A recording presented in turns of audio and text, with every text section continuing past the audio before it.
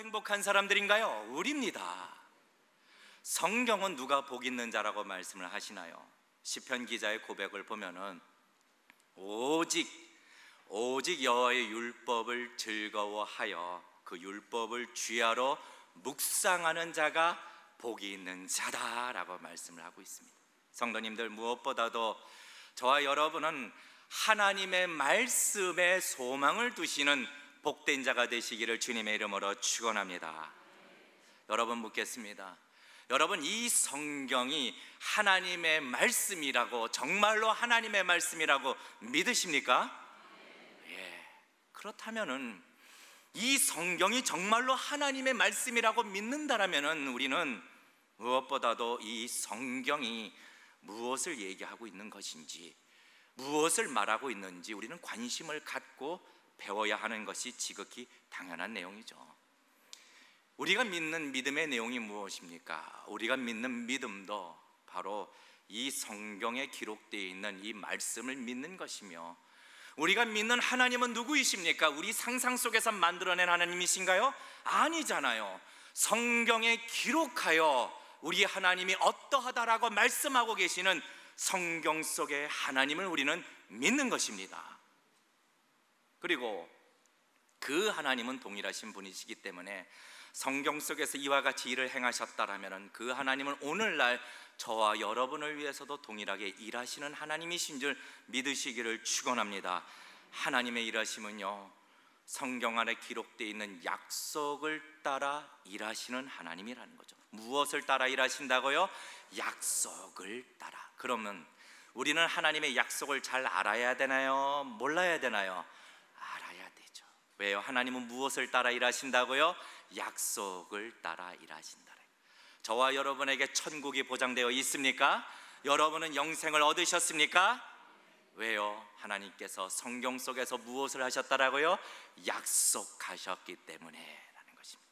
여러분, 우리의 믿음은요, 우리가 가지고 있는 신앙은 거듭 말씀을 드리지만 우리가 경험하고 우리가 생각하고 마냥 상상하고 있는 그런 믿음과 신앙이 되는 것이 아니라, 무엇보다도 여러분, 여기 변함없는 하나님의 말씀에 근거하는 믿음이요 신앙이 되시기를 주님의 이름으로 축원합니다. 여러분, 그래서 로마서가 참 중요하다고 말씀을 드려요. 우리가 로마서 강론을 배우고 있지만, 왜요? 이 로마서는 성경 전체에서 말하고 있는 매우 중요한 내용들을, 그 개요와 단어들을 집약해서 다루고 있기 때문입니다. 그래서 오늘 우리가 로마서 말씀을 보겠지만, 이 말씀 속에서 하나님을 만나시고 하나님의 뜻이 어떠한 것인지를 분별하여 마음판에 새기시는 복된 시간 되시기를 주님의 이름으로 축원합니다. 자, 이 로마서는요, 거듭 복음에 대해서 얘기하고 있네요. 무엇에 대해서 얘기한다고요? 복음. 저는 이 복음에 대해서 얘기할 때마다 너무 행복해요. 막 자꾸 복음 하니까 볶음밥 생각도 나지만, 하여간 이 복음, 이 복음에 대한 매우 중요한 지식을 로마서는 계속해서 강조합니다. 첫 번째, 복음에 대한 지식이 무엇이었나? 첫째 내용은 바로 이 복음의 내용이 되는 예수 그리스도에 대한 지식을 우리에게 가르쳐 주셨습니다. 이미 로마서 강론을 통해서 우리는 그 말씀을 보았습니다. 우리가 예수님에 대한 올바른 지식을 가지고 있다라면은 우리 예수님께서는 유일한 중보자로서, 그리고 대제사장으로서 지금 이 시간에도 저와 여러분을 위하여 기도하고 계시고 일하시고 계시다라는 것을 우리는 확신할 수 있다라는 거죠. 그 예수님을 우리가 안다면. 뿐만 아니라 여러분, 묻겠습니다. 저와 여러분에게 있는 천국에 갈 수 있는 이 믿음은 우리가 잃어버릴 수 있나요? 아니면 결코 잃어버릴 수가 없나요? 결코 잃어버릴 수가 없다라는 거예요. 왜요? 우리의 예수님께서 실패가 없는 그 기도로 우리의 믿음을 위하여 기도하고 계시고, 우리의 믿음을 위하여 지키시고 계시고 보호하고 계시다라고 성경에서 우리에게 가르쳐주고 있다라는 겁니다. 여러분, 그러므로 우리는 이 복음 속에 나타난 예수님에 대한 지식도 잘 알아야 하는 것이죠. 두 번째, 또 복음에 대한 지식 중에 우리가 무엇을 알아야 되냐? 2주 전에 제가 하나님의 의에 대해서 말씀을 드렸습니다. 하나님의 뭐에 대해서요? 의, 하나님의 의. 여러분, 천국에 가기 위해서는요, 반드시 누구든지 하나님의 의가 있어야 돼요. 하나님의 의가 없으면 결코 그 누구도 천국에 갈 수 없습니다. 그런데 누구나 다 천국 가고 싶어서 이 의를 달라고 한다고 우리가 받을 수 있나요? 아니라는 겁니다. 먼저 이 의를 누가 이루셨나? 이 완전한 의를 누가 이루셨나? 예수님께서 이 완전한 의를 이루셨고, 이 예수님을 믿는 자에게, 하나님이 택하신 자들에게 하나님이 이 의를 주시겠다라고 하나님이 작정하시고 정하신 것입니다. 오늘 28절에도 이 말씀이 있는데 우리 28절 말씀 함께 읽겠습니다. 28절 시작. 그러므로 사람이 의롭다 하심을 얻는 것은 율법의 행위에 있지 않고 믿음으로 되는 줄을 우리가 인정하느니라 라고요. 자, 율법의 행위에 있습니까? 아닙니까? 아니고 오직 무엇으로? 믿음이라. 믿음. 그렇기 때문에 오늘 27절에서 더불어 말하고 있는, 내가 천국에 들어갈 수 있는 이 의를 얻었다고, 나는 천국 갈 수 있다고 내 스스로 자랑할 수 있는 것이 아니다라고 얘기하고 있는 거죠. 자, 27절 말씀을 우리 같이 함께 읽겠습니다. 27절 시작. 그런즉 자랑할 데가 어디뇨? 있을 수 없느니라. 무슨 법으로냐? 행위로냐? 아니라 오직 믿음의 법으로니라 라고요. 자랑할 수 없다라고요. 여러분, 사랑이라는 게 뭡니까? 자랑. 이 자랑이라는 것은 무엇인가? 자기의 능력과 자기의 노력으로 딱 얻게 되면은 자랑할 수 있게 되는 거죠. 여러분, 근데 일반적으로 사람들이 생각할 때 오해하는 게 있어요. 아주 중요한 것, 아주 귀한 것은 꼭 피나는 노력을 통해서만 얻을 수 있다라고 하는 것이 인간의 생각의 한계입니다. 그런데 한번 보십시오. 생각해 볼까요? 우리가 정말로 귀하고 우리가 없어서는 살아갈 수도 없는 것이 있는데, 이것은 우리가 노력하지 않아도 이미 우리에게 주어진 것이 있습니다. 무엇이 있을까요? 구원. 예, 맞습니다. 그러나 또 흔히 모든 사람들이 다 이것을 누릴 수 있는 것이 있는데, 그것은 공기입니다. 공기. 여러분 공기 없이 살아갈 분 계십니까? 그런데 여러분들 중에 공기, 이 에어, 이거 안 쉬면 죽잖아요. 그런데 누가 나타나서 내가 이 공기를, 이 산소를 내가 노력으로 만들어서 얻겠다, 그럴 분 아무도 없잖아요. 이미 우리에게 주어진 것입니다. 그러면 우리가 이 공기를 자랑할 수 있나요? 바깥에 나가서 야, 나는 공기가 있다 이렇게 자랑할 분 계시나요? 그런 사람은 분명히 먹을 약을 먹지 않았거나 먹지 않아야 할 약을 먹었거나 둘 중에 한 사람이겠죠. 여러분, 이거 자랑할 수 없는 겁니다. 인간의 속성은요, 이 자랑을 참 좋아해요. 그렇죠, 자랑을 좋아하죠. 특히 자식을 가진 부모님은 자랑을 참 좋아하는데, 특별히 무슨 자랑을 하실까요? 자식 자랑을 많이 하시죠. 자식 자랑. 그렇죠, 자식 자랑. 그래서 이제 어느 아주머니가 이 자식에 대해서 자랑을 하는데, 얼마만큼 하느냐, 얼마나 침튀겨면서 자랑을 하는데, 우리 집에는 얼마나 착한지 돈 달라고도 안 하고, 뭐 달라고 안 한다고요? 돈 달라고 안 하고, 또 나쁜 친구 어울리지도 않고, 반찬 투정도 안 하고, 밤에 싸돌아다니지도 않고, 그냥 돌아다니는 것도 아니야, 싸돌아다니지도 않고.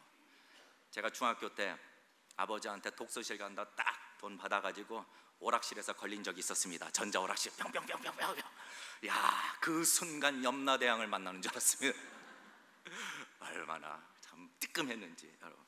그리고 우리 집에는 아주 집안에서 얌전하게만 있는다라고 막 자랑을 하는 거야. 도대체 얼마나 열심히 자랑하는지, 도대체 그 애가 누군가 봤더니 이제 막 100일 지난 아기를 가지고 자랑하는 거예요. 자랑을 하고 싶은 거죠, 자랑을. 성도님들, 우리가 천국에 들어갈 수 있는 이 의를 분명히 얻었습니다. 그러나 이것은 이 구원을 내가 이루었다라고, 내가 이 의를 취했다라고 자랑할 수 있는 자는 아무도 없다라는 거죠. 왜요? 이 절대적인 은혜에 대해서는 오직 하나님만이 우리에게 영원한 생명을 우리에게 주셨기 때문인 것입니다. 하나님이. 그리고 우리는 믿음으로 말미암아 이 의를 얻었다라는 거죠. 믿음으로. 이것을 누가 정하신 건가요? 하나님이 정하셨다라는 거예요. 자, 오늘 30절 말씀에 이렇게 기록되어 있는데, 우리 30절 말씀 한번 같이 읽으실까요? 30절 시작. 할례자도 믿음으로 말미암아 또는 무할례자도 믿음으로 말미암아 의롭다 하실 하나님은 몇 분이시라고요? 한 분이시다. 이게 무슨 얘기입니까? 할례자들에게도 믿음으로 말미암아, 무할례자들에게도 믿음으로 말미암아 의롭다 하실 분, 하나님은 이 진리에 있어서 동일하신 분. 이미 성경상의 과거 어느 곳에서든지 하나님이 의롭다고 얻는 그 방법은 오직 믿음에 의한 것처럼 지금도 그 하나님은 동일하시기 때문에 앞으로도 오직 믿음으로만 의롭다 하심을 얻게 되는 줄 믿으시기를 주님의 이름으로 축원합니다. 왜요? 하나님은 똑같은 분이세요. 그러므로 우리가 만약에 자랑하기를 원한다면, 인간은 자랑하기를 좋아한다고 말씀을 드렸죠. 우리가 정말로 자랑하기를 원한다면 내 자신을 자랑하는 것이 아니라 이 의를 십자가 위에서 죽으시고 부활하셔서 완전하게 이루신 예수 그리스도만을 자랑하시기를 주님의 이름으로 축원합니다. 중요한 겁니다. 자, 그런데 오늘 31절에 도착을 해서 매우 중요한 말씀이 등장하게 됩니다. 31절에 매우 중요한 말씀, 우리 다 같이 31절 말씀을 함께 보시겠습니다. 31절 같이 읽으실까요? 시작. 그런즉 우리가 믿음으로 말미암아 율법을 폐하느뇨 그럴 수 없느니라. 도리어 율법을 어떻게 해요? 굳게 세우느니라 라는 말씀이 나와요. 너무 이상한 거예요. 왜? 지금 계속해서 하나님께서는 이 로마서를 통해서 의로움은, 여러분, 의로움은 율법의 행위로 얻는 것입니까? 믿음으로 얻는 것입니까? 믿음으로 얻는 것이라고. 의로움의 이 구원은 오직 믿음에 의하여 은혜로 얻는 것이라고 하면서 계속 이 복음을 계속 단계마다 강조하고 계시는 순간, 오늘 도리어 31절 말씀에 갑자기 도리어 율법을 굳게 세운다라고 기록하고 있는 거예요. 그것도 아주 강하게. 그럴 수 없느니라. 도리어 율법을 굳게 세우느니라 라고 이렇게 강하게 얘기하고 있다는 거예요. 사실 우리가 문맥상 살펴보면은 오히려 자, 이 정도 됐으니 너희는 율법을 잊어버려라, 율법을 버려라, 율법은 지나간 것이라, 이렇게 이 말씀이 여기 다 기록되어야 적절한데, 오히려 그런즉 우리가 믿음으로 말미암아 율법을 폐하느뇨 그럴 수 없느니라. 도리어 율법을 굳게 세우니라. 이 말씀 너무나도 이상한 거죠.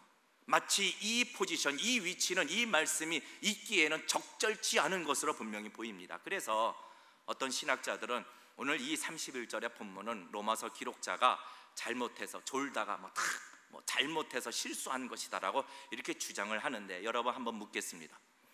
우리 하나님은 실수가 있으십니까? 실수가 없으십니까? 실수가 없으십니다. 그러면은 하나님의 말씀도 실수가 있습니까? 실수가 없습니까? 실수가 없다라는 거예요, 여러분. 오히려 지금 하나님께서는 바울을 통하여 복음의 은혜에 대하여 계속해서 지금 치고 계십니다. 강조하면서 복음의 은혜, 믿음의 은혜 강조하는 이 시점에 반드시 이 31절의 이 말씀이 여기에 꼭 있어야 한다라고 우리에게 증거하고 있다라는 거예요.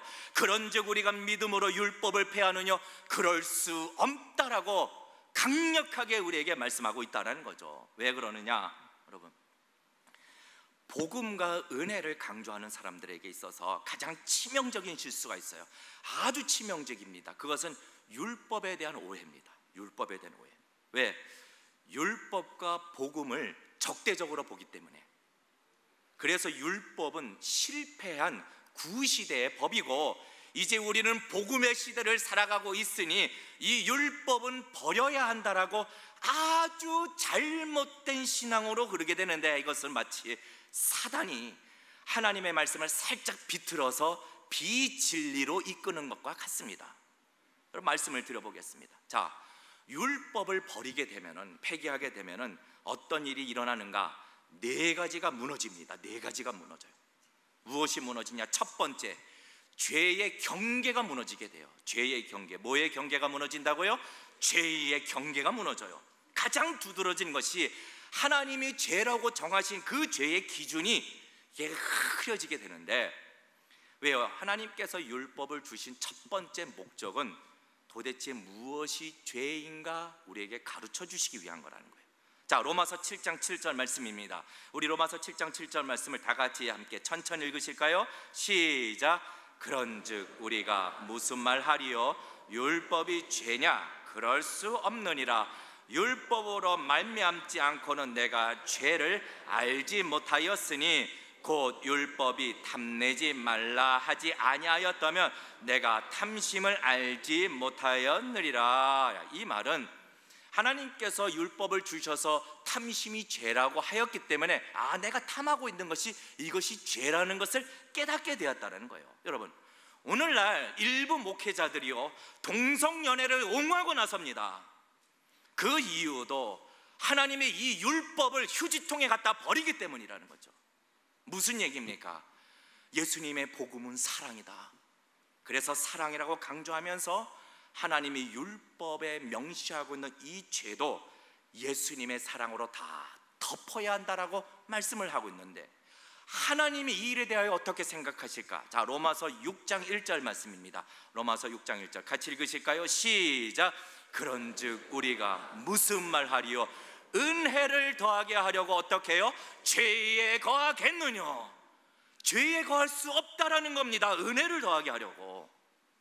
그런데 사랑, 은혜라는 것으로 인해서 자기의 죄를 감추거나 정당화시키거나 덮으려고 하는 아주 유혹이 될 만한 인간의 생각, 사상들이 지금 나타나고 있다는 겁니다. 이것은 결코 하나님의 생각이 아니라 인간의 생각일 뿐이라는 거죠. 여러분, 자, 로마서 5장 13절 말씀인데 우리 같이 한번 읽겠습니다. 로마서 5장 13절 시작. 죄가 율법 있기 전에도 세상에 있었으나 율법이 없을 때에는 죄를 죄로 여기지 아니하느니라 라는 것. 무슨 말입니까? 하나님은요 율법을 주시기 전에도 죄는 죄라고 판단하신다라는 거예요. 그러니까 나는 율법이 없어서 나는 죄를 몰랐는데요, 그렇다 하더라도 용서가 되는 것이 아니라 그렇다 하더라도 죄는 죄라는 거예요. 오히려 하나님이 우리에게 율법을 주신 것은 우리가 죄를 몰라서 죄를 쌓아가고 있는, 하나님의 진노를 쌓아가고 있는 이러한 우매함을 저지르지 아니하도록 하나님이 율법을 주셔서 우리에게 은혜를 베푸셨다라는 겁니다. 그래서 오늘 31절 말씀처럼 하나님의 이 말씀, 그런즉 우리가 믿음으로 말미암아 율법을 폐하겠느냐? 율법을 폐할 수 없다라고 정확하게 지적하지 않으셨다라면, 기록하지 않으셨다라면 인간은요 자기 생각과 자기 사상으로 율법을 버리고 하나님의 뜻에 완전히 거스르게 되는 것입니다. 여러분, 우리는요 하나님의 순전히 100% 은혜로 구원을 얻은 줄 믿으시기를 축원합니다. 그럼에도 우리는 하나님이 정하신 그 죄를 절대로 무시하거나 간과해서는 안 된다라고 우리에게 말씀하고 있다는 거죠. 자, 두 번째, 무엇이 또 무너지는가 한번 보시겠습니다. 두 번째 무너지는 것은 예배가 무너져요. 여러분, 이 율법을 버리게 되면 예배가 무너져요. 왜? 이 율법을 버리려고 하는 율법 폐기론자들의 주장은 이 주일에 우리가 모이는 이 공예배 있죠? 이 공예배도 율법주의라고 주장합니다. 자, 하나님께서는 십계명을 통하여 너희는 안식일을 거룩히 지키라고 분명히 말씀하여 주셨습니다. 또 그러면 또 어떤 분은 그래, 안식일은 또 토요일이 아닙니까? 아니에요. 이제 신약 시대에 들어서 예수님이 부활하심으로 말미암아 안식일을 지켰던 것이 이제 주일로 그 예배로 드려지게 되는 겁니다. 초대교회 때부터. 자, 그런데 어찌됐건 율법을 거부하는 자들은 이 복음과 사랑과 은혜를 강조하며 율법을 거부하는 사람은 십계명도 이제 버려야 할 것으로서 이제는 예배가 이런 공적인 형식적인 예배가 아니라 성령의 자유케 하심을 따라, 뭐의 자유케 하심을 따라요? 성령의 자유케 하심을 따라 공예배로 정하지 않고 그냥 자유롭게 드려야 한다라고 주장하는 겁니다. 아주 그럴듯해요. 그러나 여러분, 초대교회 사도들과 성도들, 이미 성령이 강림하신 이후에 초대교회에 있었던 사도들과 성도들도 이 주일에 모여 드리는 이 공예배를 지키기 위하여 자기 목숨을 바쳤다라는 겁니다. 순교까지 당하면서 이 공예배를 지켜왔다라는 거죠. 더불어 율법 폐교란 자들, 이 율법을 버리려고 하는 사람들이요 가장 주장하는 게 무엇이냐? 여러분, 11조입니다. 11조도 율법이기 때문에 오늘날 적용해서는 안 된다라고 주장합니다. 여러분, 다시 한번 묻겠습니다. 여러분, 이 성경을 하나님의 말씀으로 믿으십니까?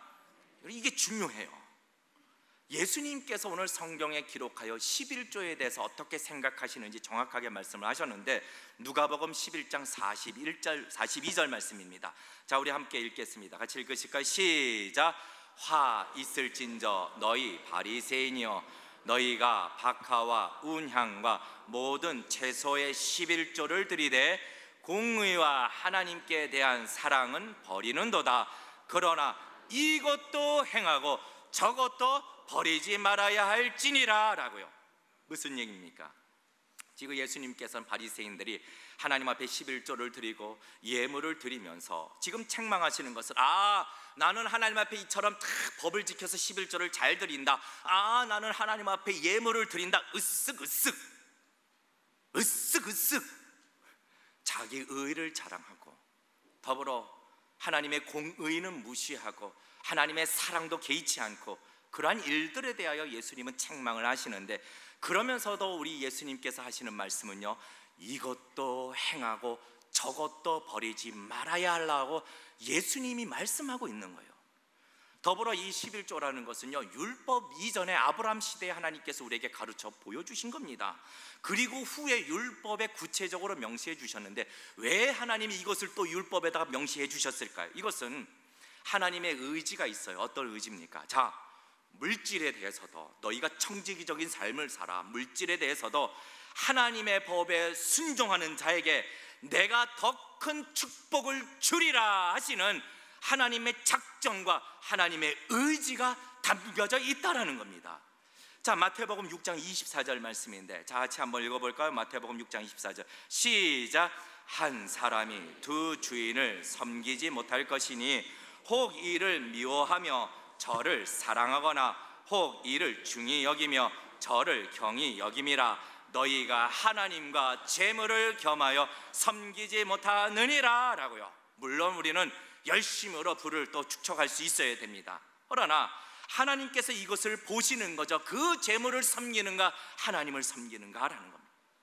그러므로 성령의 자유케 하심을 따라 이 말을 빙자해서 율법을 버리려고 하는 이들은, 주일 예배나 11조를 버리려고 하는 이들은 하나님의 뜻에 완전히 반하는 아주 옳지 못한 사상이라고 우리는 봐야 된다는 거죠. 믿음으로 율법을 폐하겠느냐? 그럴 수 없느니라라고 오늘 하나님이 말씀하고 있다는 거예요. 자, 죄의 경계가 무너지게 되고 예배가 무너지게 되고, 세 번째 또 무엇이 무너지느냐? 성경의 권위가 완전히 무너지게 돼요. 성경의 권위. 왜? 자, 하나님께서는 이 성경에 기록하여 율법에 대한 하나님의 말씀들을 수많이 기록하셨습니다. 오늘 읽으신 본문 3장 31절 외에도 자, 마태복음 5장 17절 말씀에 이렇게 기록되어 있는데, 마태복음 5장 17절 우리 같이 한번 읽으실까요? 시작. 내가 율법이나 선지자나 폐하러 온 줄로 생각지 말라. 폐하러 온 것이 아니요 어떻게 해요? 완전케 하려 함이로라 라고요. 그러니까 이 복음의 주인공 되시는 예수님께서 이 땅에 오신 그 이유도 율법을 버리라고 온 것이 아니라 율법을 완성시키기 위하여 오셨다라고 증거하고 있는 거죠.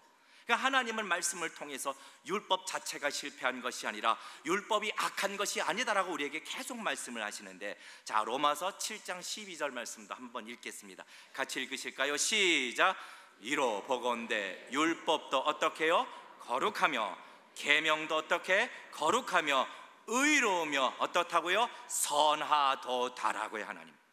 자, 그러다 보니까 이 율법을, 이 복음과 성령의 자유케 하심과 이것을 주장해서 율법을 버려야겠는데, 문제가 되는 것이 성경에 너무 이런 율법에 대한 하나님의 말씀이 많이 나오는 거예요. 그래서 그들이 주장하는 것 이것입니다.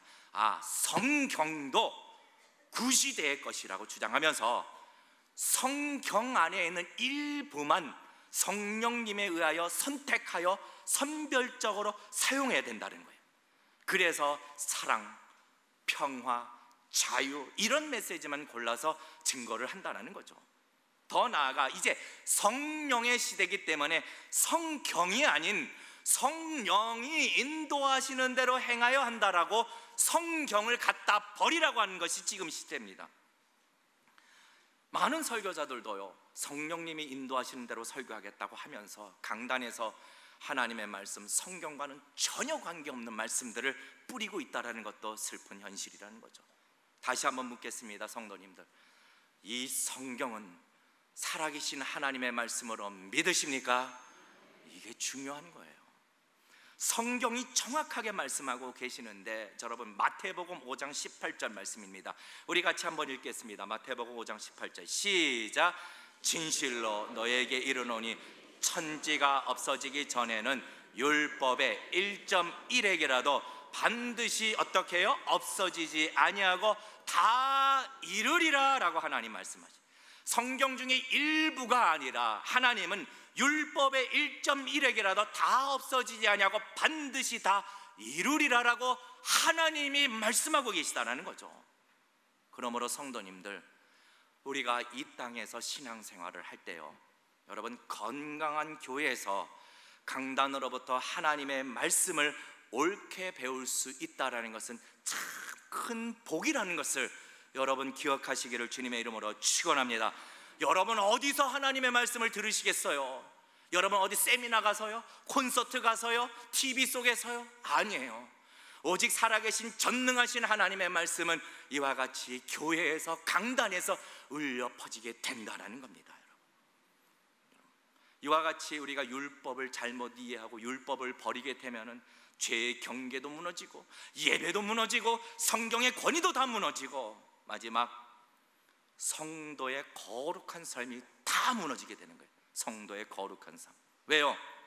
자, 하나님은 성경을 통해서 성도들에게 요구하고 계시는 것이 있어요. 자, 우리 한번 보실까요? 베드로전서 1장 16절 말씀입니다. 우리 같이 읽겠습니다. 시작.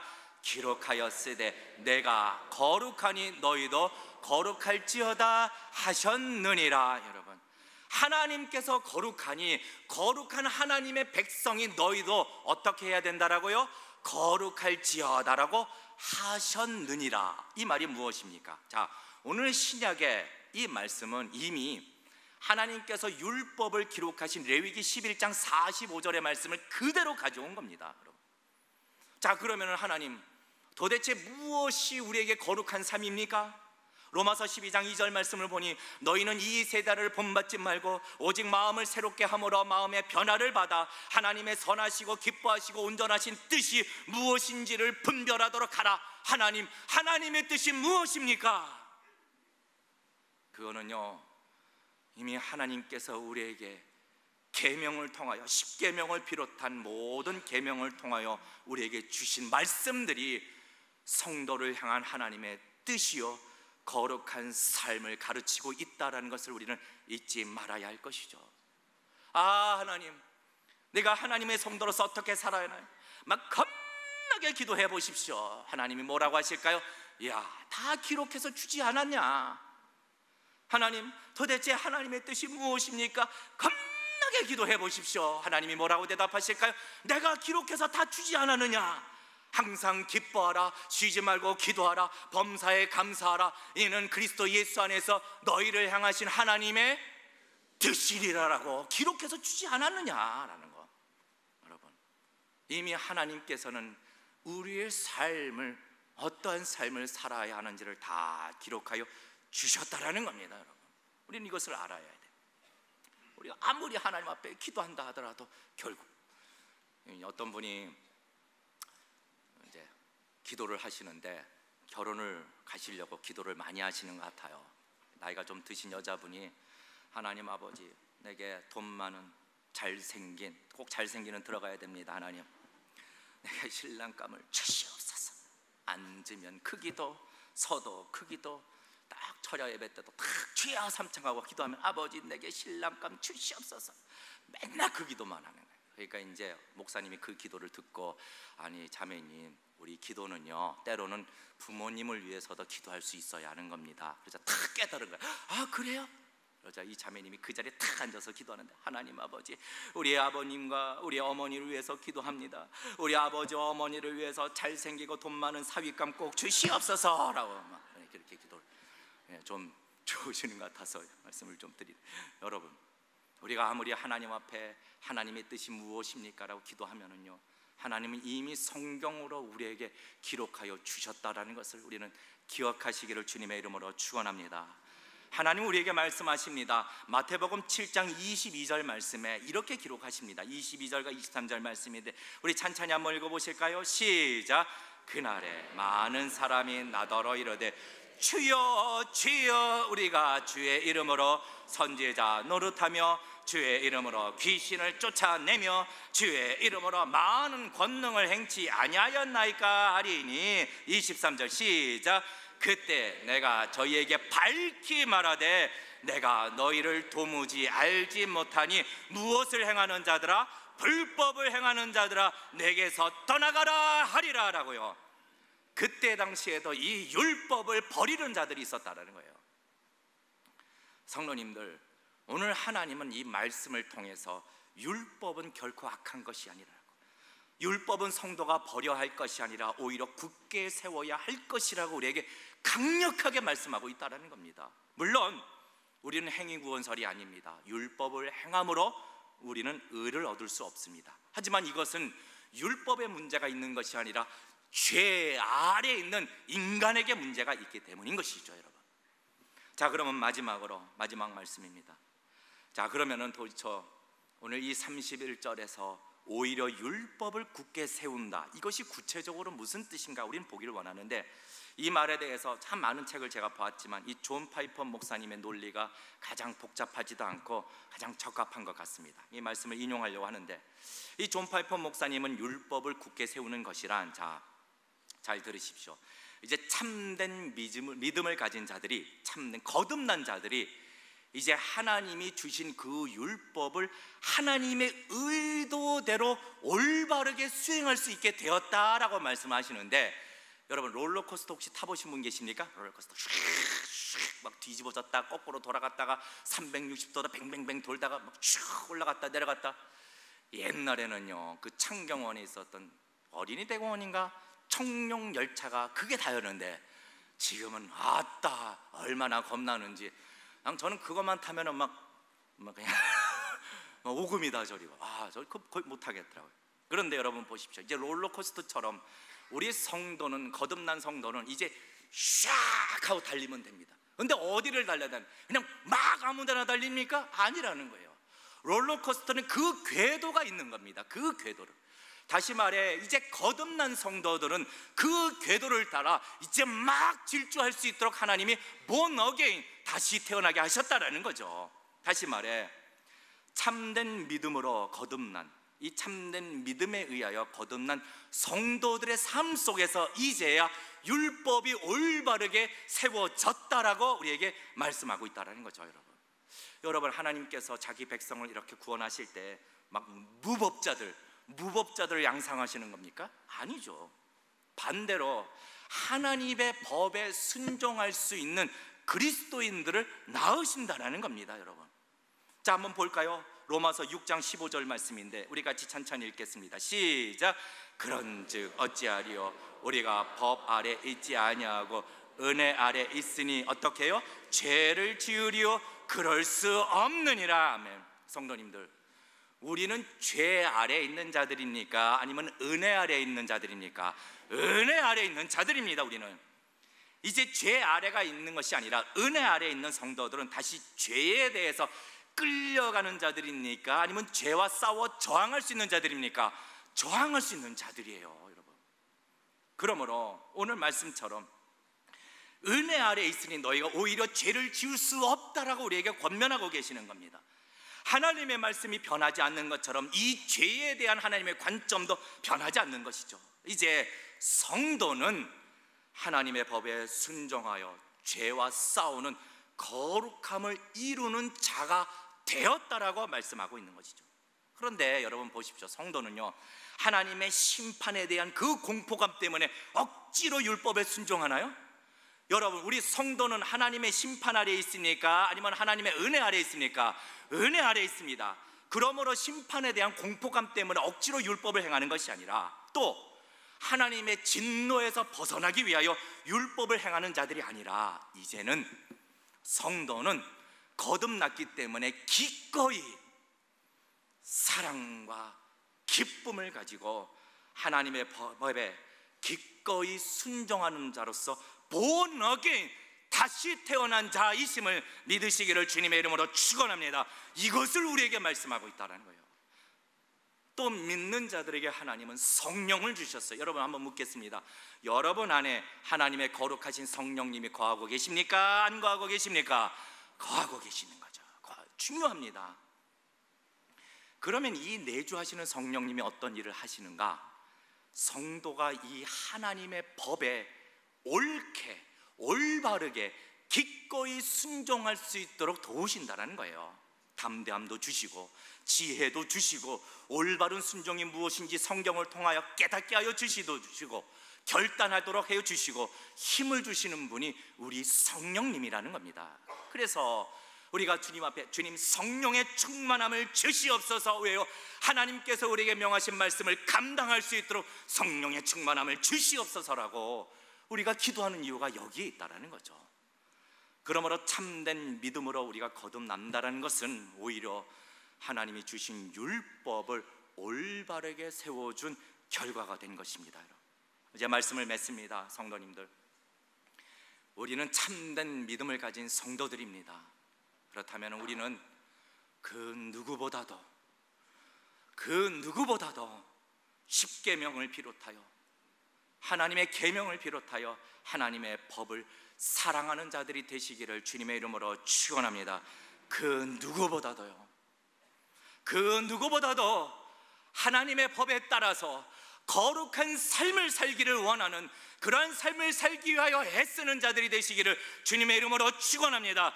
그 누구보다도 우리는 born again, 다시 태어났기 때문에 그 누구보다도 하나님의 말씀에 따라 예배하기를, 하나님의 예배를 즐거워하고 사모하시는 자가 되시기를 주님의 이름으로 축원합니다.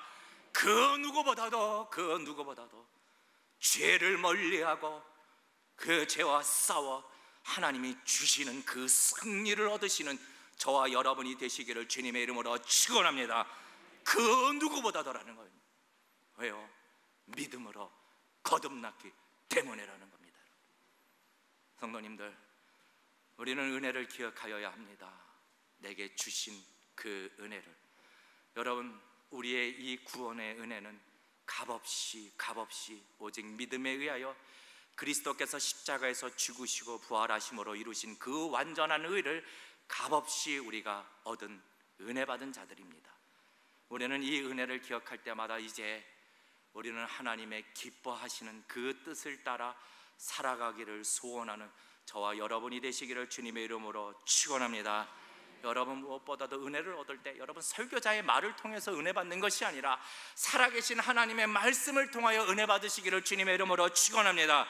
여러분이 무엇보다도 행복하실 때에 하나님의 말씀으로 행복을 얻는 자들이 되시기를 주님의 이름으로 축원합니다. 우리가 은혜를 얻은 이 참된 믿음은 이제 율법을 버리기 위한 것이 아니라 이 참된 믿음은 오히려 우리로 하여금 하나님의 법을 더욱 사랑하며 하나님의 의도대로 하나님의 법을 능히 지킬 수 있도록 우리를 견고케 하여 주실 줄 믿습니다. 기도하시겠습니다.